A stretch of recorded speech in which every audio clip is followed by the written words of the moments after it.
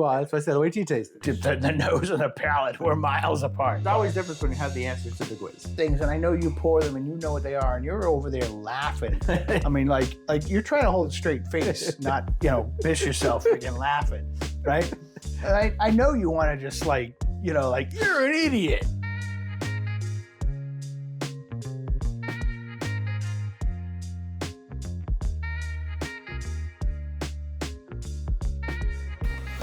You didn't melt on the way here? I didn't, but it's warm. Oh, dude. Very warm. It's a real feel of 108. Yeah. 108. I worked up a sweat just going to get the groceries. I would have gone out. I was at the hell with that. I'd stay right here in my air conditioning. Well, gotta eat. Wife's gotta eat. I mean, gotta be something in the cupboard, no? Sure. No, but I mean, we got a couple more days of this, so I suppose if it's an order pizza. It's that kind of day. It's that hard. Pizza shops are probably killing it right now. But I'm really excited about this bottle. We're gonna get this in a moment. But I'm glad you endured the heat today, and welcome to the cave. Should be good. I'm Tom. I'm Derrick. That's Derrick, and we're gonna do something, or we're gonna try something we've never had. Or even remotely close, if I understand correctly. That's always a plus, right? Yes. It's always a plus. And I enjoy Japanese whiskey generally.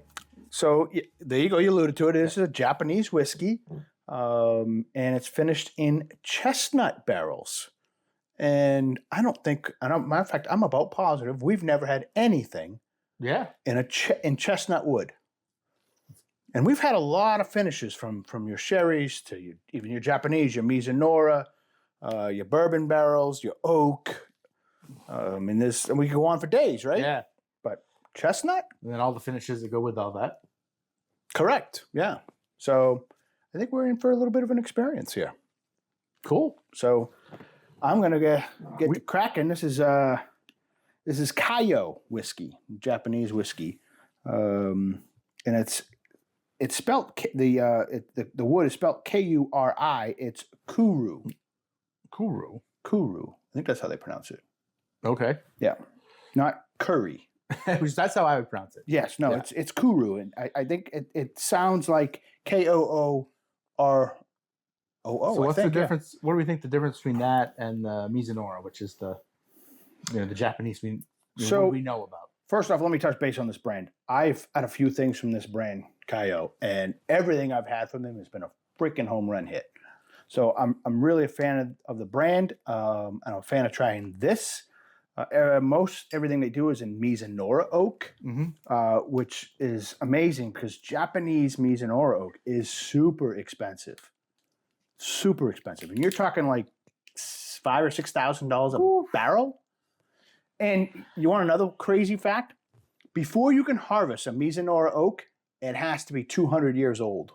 That's a lot of growing time. Yeah. Like, how do you? Who stops you? Well, I don't know. If it's in your backyard. Yeah. So this is not the Mizunara, though. I've had their Mizunara. I've had their peated version of the Mizunara, and I think they're both freaking really good whiskeys. And I'm happy with a lot of things Japanese. And do we know is this is this barley? Yes. So it's 100% malt, but it's still blended, and we can get into that in a second. All right. I want to first talk about KAIYO, the non-distillery. The non-distillery. Yeah. What does that mean? They don't distill anything. So much like we've seen in American whiskey, they're getting a lot of things from, say, MGP. They're housing it, they're rebarreling it, they're aging it different, they're blending it with something else, and they're experimenting with it. But those independent blenders, independent bottlers, they're not distilling the product. They're purchasing the product in order to experiment. Picking the finish and kind of putting the message around it. So KAIYO is doing the same thing. KAIYO, Japanese for ocean, one of the things they really like to do is they like to get their bottles out to sea. A la Jefferson's Ocean. Okay, yeah. So I know this bottle spent 3 months out in the sea. I don't know what their standard procedure are, whether the 3-month tour is a routine thing. But they're sourcing the whiskey. They're aging it however they want to age it. Mizunara oak, chestnut oak, and and then obviously bottling it and selling it. Now I know this aged 7 years in a chestnut oak. Okay. So Let's put that into play here for a moment. You're an entrepreneur. You just bought a batch of whiskey from a distiller, and you decided to blindly put that stuff in a chestnut barrel, which nobody does that. Chestnut anyway. And you don't know if you've even wasted your money for 7 damn years. Yeah. I mean, you want to talk about, risky business. The whole aged whiskey Scotch thing is a lot of commitment. Yeah. And there's got to be ways that they do a small batch first. Yeah. And they test it after a few years and they decide, okay, this has got potential, and then they ramp it up. Yeah. Before you commit to however many gallons, however many barrels. And then you gotta store it somewhere. Yes. So when this is stored at sea, is it just stationary, or is it like on a boat? So if I understand correctly, this was aged for 7 years and then went 3 months on a boat. Across Pacific. I don't necessarily know their path, but the theory obviously with the ocean is you're going to get the maritime air, you're going to get a little bit of the sea salt coming through the yolk of the barrel. More importantly, I think you get the mixture of the barrel, the swashing, if you will. The constant motion. Instead of just being still up against, that molecule of whiskey, if you will, being attached, if you will, to the side of the inner oak barrel and doesn't really circulate with the rest of it. Yeah. So this one gets more of the chestnut or the Mizunara compared to this molecule over here is not really getting any love. Sure. So if you switch it around a little bit, I mean, we can debate whether that's effectiveness, but that's the theory. I think a lot of places rotate their barrels, even the ones that are in the warehouse. They'll move them every so often. So now that I think they're relying on temperature, humidity, and height. Right, because especially the further south you go, the hotter it gets. Some of those, fourth floor rick houses, it's a lot hotter up there than it is down here. So, rotating can kind of keep a little bit of level of consistency. This is 43%, 46%. So they're not. Yeah, I like that.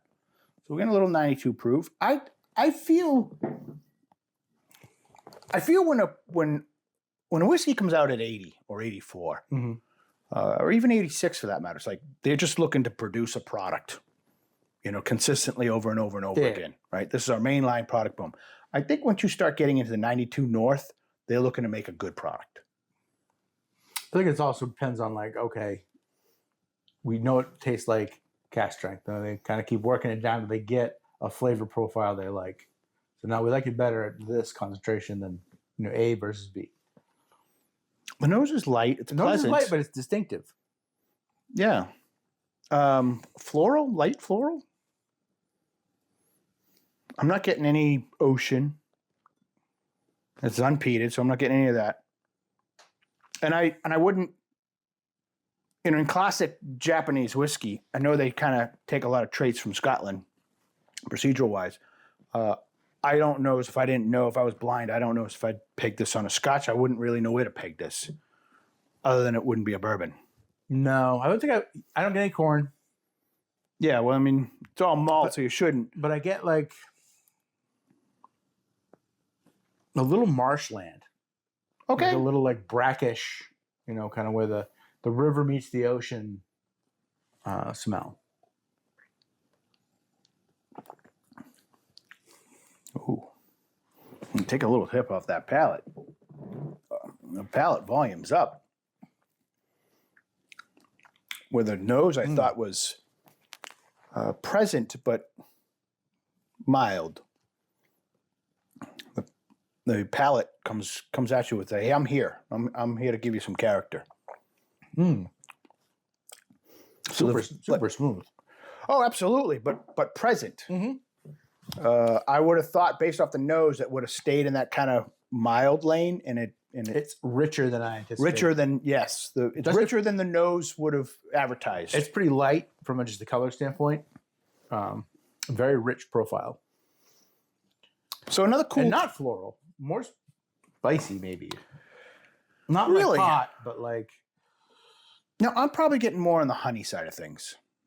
Yeah, like a mild honey. I was thinking clove. Okay. Or clovish, honey, sweet. Very, very approachable. Very delicate and robust at the same time. So it's good. Another cool thing about this particular non-distiller, is this is not considered a single malt. And there's a reason why this is not a single malt. Because they don't want to be able to disclose where they're getting the whiskey. They don't have to anyway, do they? That's a great question. I don't understand Japanese law. Yeah. But I was led to believe that was a major factor on why they chose to use a process called teaspooning. So, and this is one I've never heard of before. So here's what teaspooning is. If you get all your whiskey from one distillery, well, then that's a single malt. Mm-hmm. That's what a single malt is. If you get your whiskey from distillery A and distillery B and you bring them together, that's a blended, whether it's Scotch or a blended whiskey or what have you. So they find and they source the whiskey they want from one distillery. And then they add a teaspoon Just a little of bit. whiskey from another distillery and add it. So they call it blended, but they do that with intention so they can hide where the whiskey's coming from because they don't want you to know who's actually distilling it. So by adding 1 teaspoon of somebody else's whiskey, I mean, clearly that's not going to alter the flavor profile. Yeah, especially over a barrel. Right, exactly. You now circumvent the bylaws, the system, and now you're calling it a blended whiskey with intention. They've grown a brand and grown a certain mystique in the market. They don't want someone else to play off that probably. Yeah. Whoever they're getting it from, they don't want them to get credit for the work they're doing. Yeah. So that's teaspooning right there in the whiskey world. We'll learn something new today. Yeah. And they do it actually quite a bit in Scotland. And I'm sure they've, it's a practice that's more common than we think it is. Mm-hmm. It's just kind of an under the radar practice, but that's what it is. So by definition, not a single malt. By 1 teaspoon. Maybe you have to legally be blended, to use that term, you have to put something in it. So you do. Yeah. You have to add a distillate from somewhere else in order for it to be called blended. And I don't know the details of this, but I understand that KAIYo particularly was struggling with Japanese terminology, and Japan itself changed the what they consider Japanese whiskey. The local laws, like what we call bourbon, what qualifies, and what qualifies as Irish whiskey, what qualifies as Scotch, et cetera, et cetera. And because they were putting things on a boat for 3 months, it was challenging the letter of the law on whether they could use Japanese whiskey. That's interesting. And if you notice, because it leaves, this does not say it's so KAIYo whiskey, and then it says Japanese Kuri wood. Still can't pronounce that right. So again, we've talked a lot about marketing, labeling. Sure. Yeah. Sometimes they're marketing and labeling to kind of get one on the consumer. And that's often they're trying to get one on the government. The rules in the U.S. to market something as made in the USA is very strict. Yeah. It's one thing if it's just on the tag, it says made in the USA on the back of it from a tax, that's for taxes. Sure. But if on the front of it says made in the USA, there's a lot of hoops you got to jump through to qualify for that. Very few things are wholly made in the USA because the yarn comes from somewhere else, the oil comes from somewhere else. Sure. Yeah. I mean, we don't have to go down this side rant, but you could argue that Toyota Tundra is the most American truck there is. Sure. But story for a different day. Right, I mean, like half the parts in a Ford come from Canada or Mexico. Correct. So I see some glasses lined up over here, across yonder over here. You ready to put your detective cap on? I guess so. You got something going on for me. I see, obviously I see 3 whiskeys over there, or 3 Glencairns with whiskey. There are 3 whiskeys. I assume they're whiskeys, There are 3 right? whiskeys over there, and we're going to challenge how well you can, figure out which one's which. So, I suppose what are you challenging me with? What do I got to? Well, you got to tell me. Right? So that's the deal. Okay. All right. So we're going back to basics. All right. We're going back to basics. You just got to tell me what country they're from. So I'm just here to figure the region. Yeah. Okay. And if you're looking for, you want some hints, I can give you some hints as you go. But We'll see. I mean, let's just, I don't know. Let's just see if there's a tie-in between this bottle and that. So that's just an unprovoked hint right there. There's a tie-in with this bottle to that. Now, so you can trip me up a lot of that because, I mean, obviously I just got done saying this. If I was drinking this blind, I could have called this a Scotch. I could have called this an Irish. or for that matter, anything in in Europe in general, for the most part. It is sweet and rich. Not overly sweet. No, but Just enough to Yep. yeah. So I got to figure out the region, and I guess that'll be my mission to kind of decode the dram. yep. There's another set of characteristics that you might be able to get out of it as well, but that's not the challenge.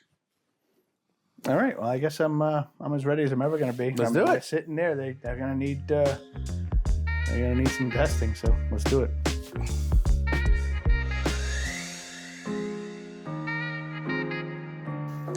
Challenge. So I see A, So B, you think C. are you getting better at this or worse? Shit, I don't know. Well, I just got to guess the regions today. Mm-hmm. So I unless you throw a trip, which you're good for that. Yeah, I feel I can't make it easy. Yeah, you can't make it easy. So I mean, generally speaking, I should be able to peg regions pretty simply. But we do know that there are some regions that it's like, for example, if it was a British whiskey or a Scotch whiskey, right? I mean, they're not that far. Like saying it's like a it's Kentucky and Tennessee. Yeah. You know what I'm saying? So but there's a significant difference between Ireland and Scotland. sure, well, more so Ireland and Scotland. I mean, now you're talking, a triple distilled and a slightly different process, but Actual England is not a lot of options there. correct, but they're there. There are. We got Swedish whiskeys, Danish whiskeys. Sure, these are prominent, relatively prominent regions, not like Okay, Yeah. all right. Sneaking these hints out of them. See how it works? just ask questions, or just have conversation. So I'm going to start in alphabetical order. awesome. And I will go with B. I will notice that, for the record, at the moment, that Yeah, I was thinking about putting them in the black The black glasses, but we glasses? only have the 3, and I wanted know. to taste them too. So yeah, I guess I've been sleeping on the wheel. I got to get some more black glasses, but I don't know if that's gonna move the needle on a region. not decision. necessarily. So, I will say C out of the bunch is definitely the lightest, and B is darker. and B is definitely the darkest. So if I was again, I was gonna say if I was prejudiced on whiskey color, but even that wouldn't matter. There's a lot of dark scotches out there. So, all right, let's start with A. I'm gonna nose A.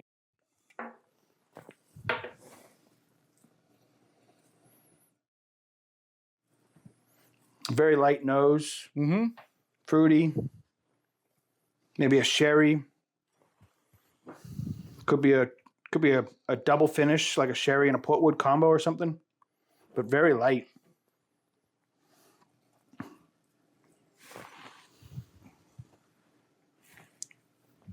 All right, that's A. I'm gonna nose B.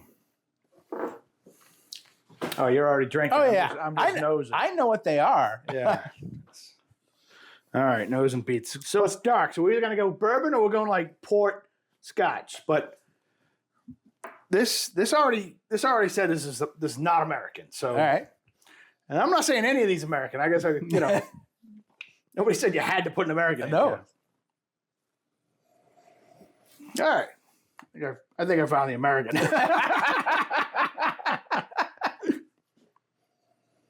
Yeah, this is Why do you say that? I mean, I'm just getting classic vanilla, caramel. This is giving me a little s'mores, little marshmallow, which kind of goes inside with the vanilla. Mm-hmm. It's got a sweeter nose. This is giving me the nose of an Elijah toasted barrel.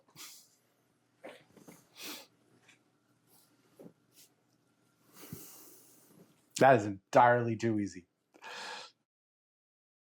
All right, nose and C.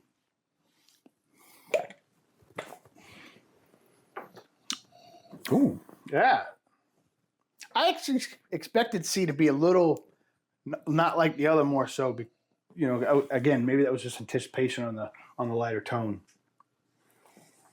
This is So C's a last minute sub. I don't know if I've had this or not. Oh, okay. We didn't have in stock what I had originally intended. This was as So this close is as I could find. This was a sub. Yeah. Last minute sub.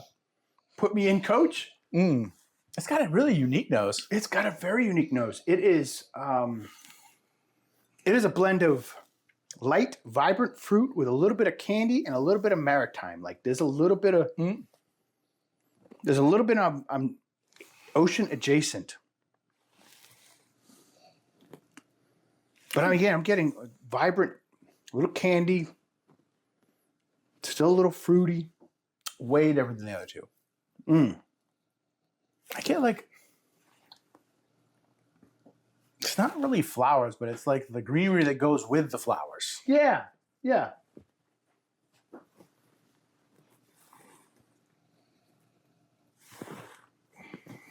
All right, so that's my nose on C. So I think I'm gonna go A, C, B here for a moment in terms of order of the palate. taste? The palate, yeah. So assuming B is my more traditional American bourbon, I don't want that to kind of overshadow what I'm trying to decide between A and C, because A and C are more related regionally speaking, or at least their nose characteristics indicate that. Yep. We can do this in America.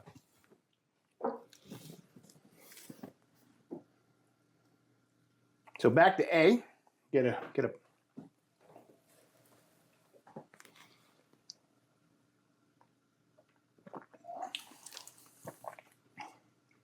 Yeah, that to me is giving me all the classic Highland sherry finish. It still could be a double finish, but if it's a double finish, I'm actually going to go sherry, probably bourbon or American. Okay.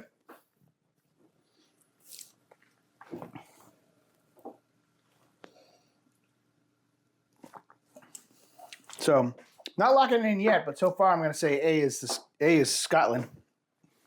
Yeah. I don't know whose idea was this water, but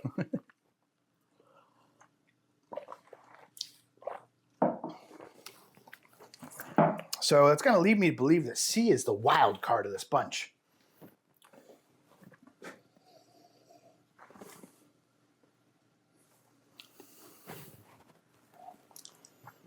I was going to say something stupid like I've nosed this nose before, but I can't place it. It does taste like it smells.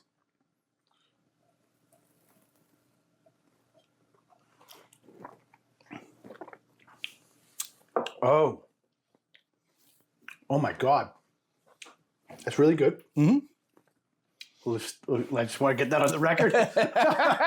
Before you say something disparaging? This was a substitute? This was a substitute.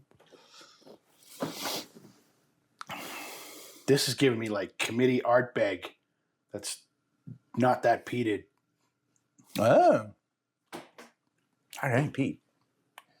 No, I wasn't getting peat any either. But some of those, and again, you and I have been a little bit immune to peat. So, you know, what's peated to somebody else may not really be peated to us. Yep. That being said, I don't think you would have picked anything peated because you would have thought that grabbing anything peated would have been too easy. Yeah. So, but I will say it is giving me that, you know, some of those odd Ardbegs that aren't like traditional Ardbegs.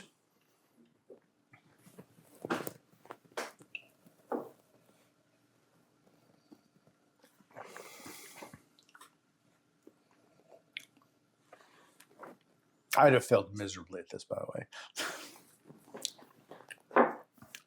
Yeah. All right. I'm gonna grab B now.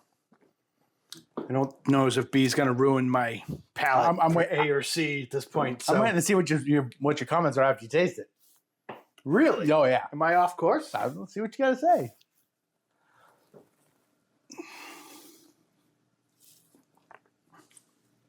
Oh, Jesus Christ. Wow. All right, so that's American. Still American. Yep. That is an American malt, finished in sherry That's either Westward, maybe. I don't think it's a Stranahan's. I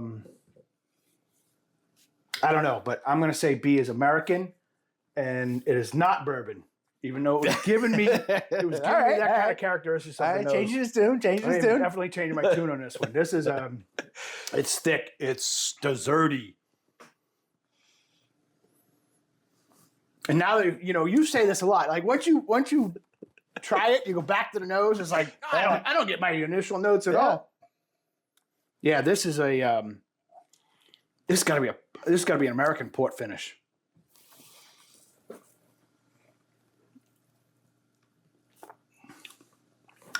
I'm going to stick with that answer on B. All right. B is an American. I'm only going to guess the region, so we're only going to. Yeah, you're good. That's all you got. Right. I got to take some water after that thing. That's as narrow as you got to get. And that thing was. All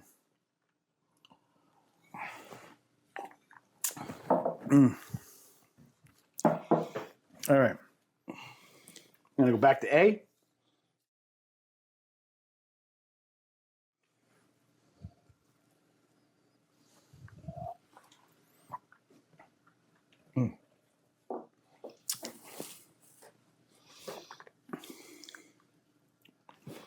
All right.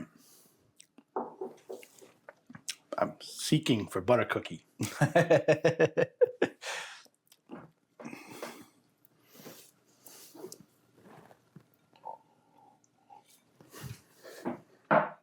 Back to C.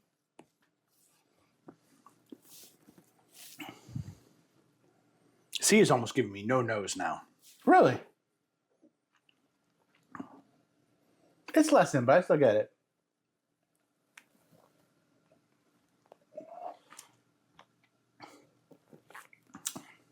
It's very unique. It is very unique. And this has given me such I've had you before, and it's in this room. I assume I've had it before. And I should know what this is, but it just can't seem to put it. But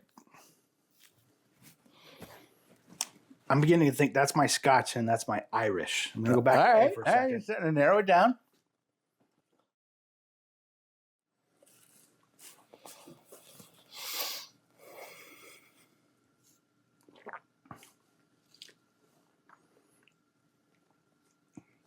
This isn't overloaded with the traditional Irish butter cookie, but I'm getting it definitely more here than I am there. Yep.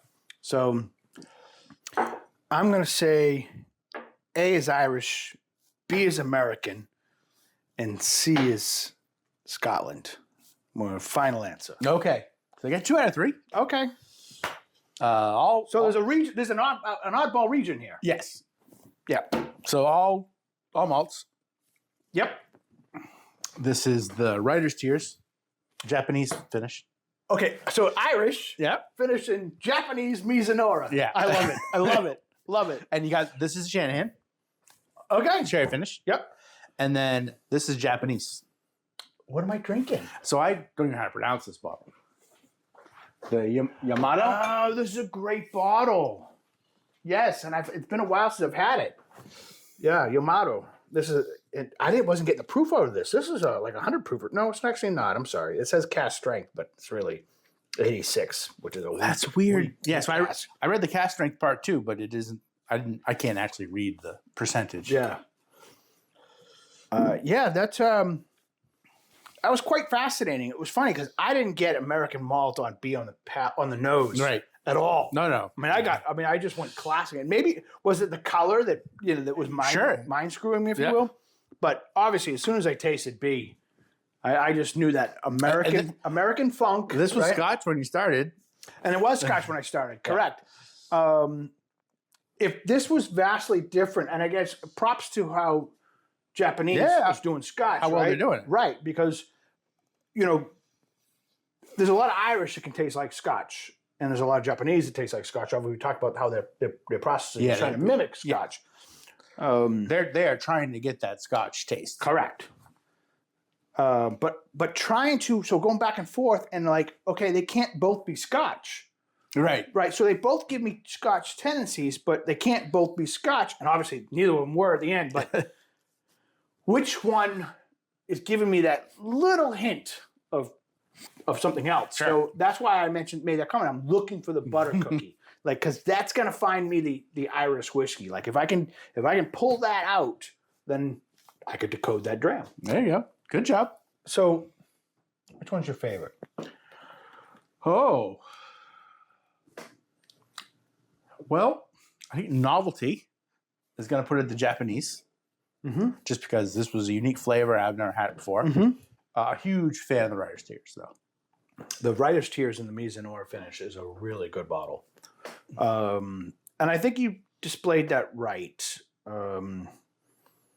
This is, I think this is a $100 bottle. Well, actually, these are both $100 bottles, so that's a moot point. I'm not Plus sure or the minus- Writer's plus- Tears not more expensive. Plus or minus $10. But I think you're right. I think from a novelty perspective, this is really cool. I was super impressed having. I don't know if I tried this one before or not. If it had been one time, so kind of sight unseen. I'm trying it for the first time, or the first time I remember. I thought it was excellent. I mean, this one I've had. We'll continue to buy it. Very happy with the Writer's Tears. I think it's a good bottle. I used to drink a lot of the Strahans, but I've found other American malts that have captured my interest a little bit more. So, The Strahan's is good, not great. It's kind of where I put it. yes, yeah. Well, that was a good pour, my friend. And, We should finish up. We'll get back to Talk the to the KAIYO? KAIYO. And we'll give it a whiskey cave take and. Very good.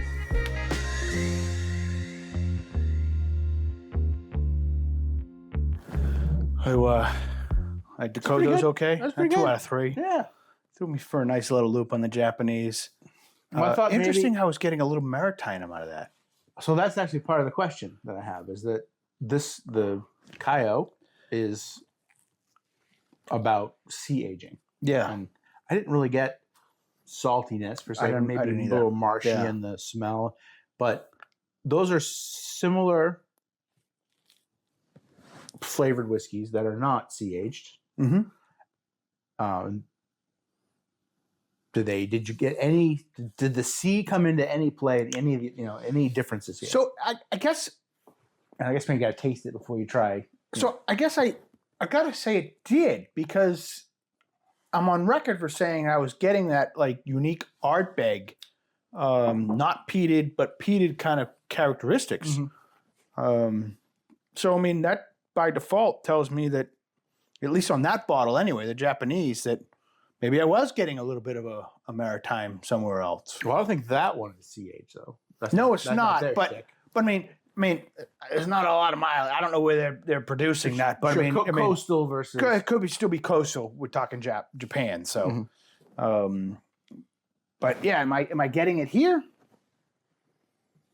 I mean, I'm not getting C necessarily, but I will say that it has a lot of the richness that we talk about for peated whiskeys without the peatedness. yeah. So maybe that's part of it. Maybe the sea aging brings out some depth of flavor in a different fashion. Yeah, and I'll continue to say the nose on this was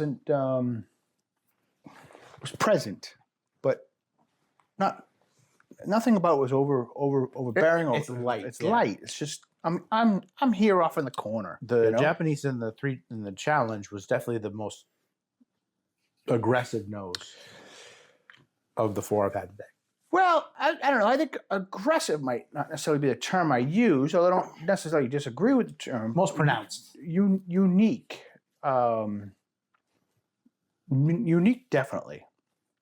So, you've had other KAIYOs before. You've had the Mizunara. I don't know if you can kind of recall having it. Remember, You don't remember in it, okay. comparison. So the KAIYO Mizunara, and then there's the peated version of it. They're my 2 favorite Japanese whiskeys. Okay.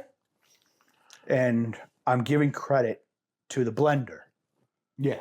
because I don't know who the distiller is. Pulling the pieces together. Right. And then we can get into the debate on whether we like, the blenders, the bottlers, the agers, in whatever category you want to put them in. Some of the purists are like, well, if you didn't distill it, this is garbage. At the end of the day, listen, do I like the whiskey? Yes or no? And I love what KAIYo's doing.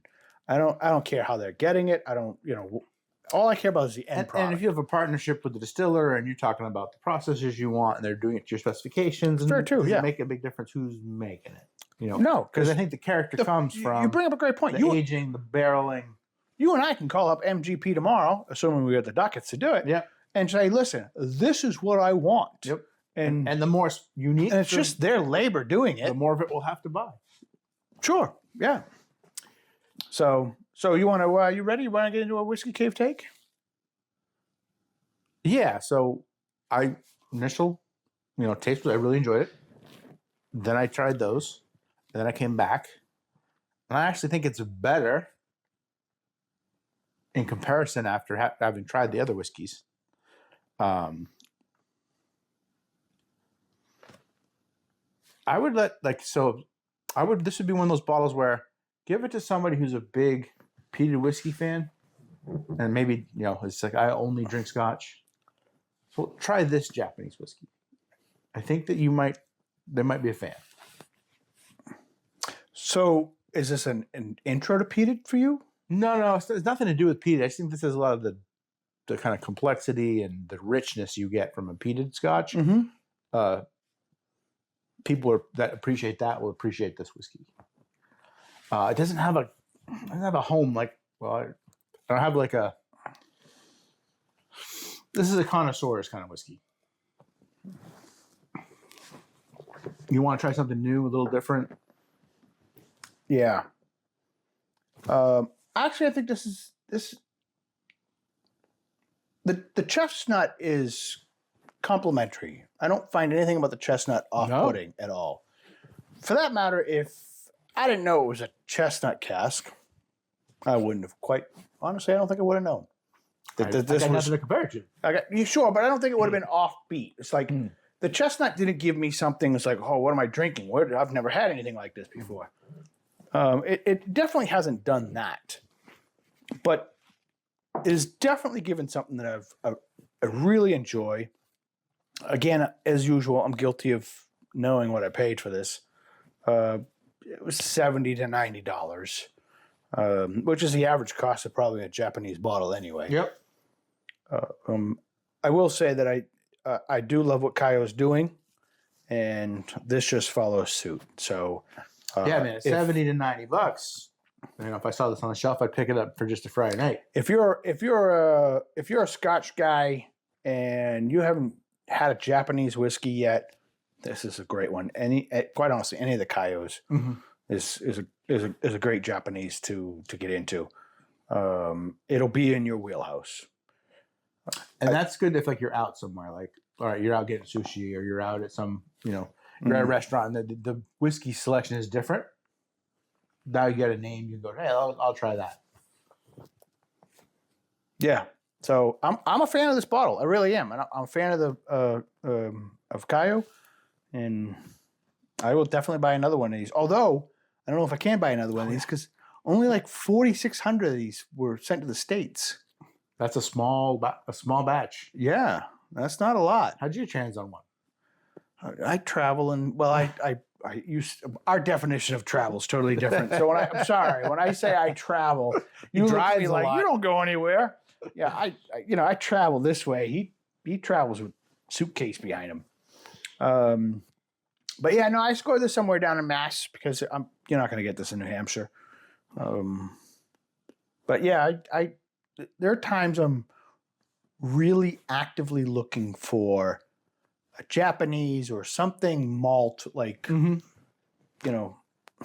Denmark, Sweden, Britain. I don't get something get out of New Hampshire as frequently as you do. So I walk up and down the local aisles, and it doesn't change frequently enough. Well, that's the conversation for maybe another day, and the difference of state-run, liquor stores versus uncontrolled. Sure. In Mass, it's uncontrolled. Now it's also uncontrolled. They can charge whatever the hell they want. So if you want a bottle of Blanton's, pony it up. Yep. In New Hampshire, you'll always pay MSRP, but You may not be able to find it. you might not be able to find it because, it's controlled and they release it in batches. Mm-hmm. So and I think there's pros and cons to both. I'm perfectly happy with the way New Hampshire does their liquor allocation. The selection is large. The prices are good, but you can only get what they decide to keep. New Hampshire does two things really, really well: bourbon and wine. I wish they'd pick up their game on Scotch or things outside of Scotland, Irish whiskey, sure. Right? But they never will because it's a volume-based business to them. Sure. But they really do well with bourbon. Barrel selections on bourbon, barrel picks, they do really well with that. And they got a huge, huge wine selection. Yes. So we're shopping there today. Yeah. Picking up stuff for the 4th. There you go. So my whiskey cave take here is, I think this is a great bottle. I'd rate this pretty high. Glad I picked it up and glad we got to enjoy it. It was good. And other than that, we got my buddy John's coming in a few weeks. Oh, we're gonna get off the beaten path a little bit. Yeah.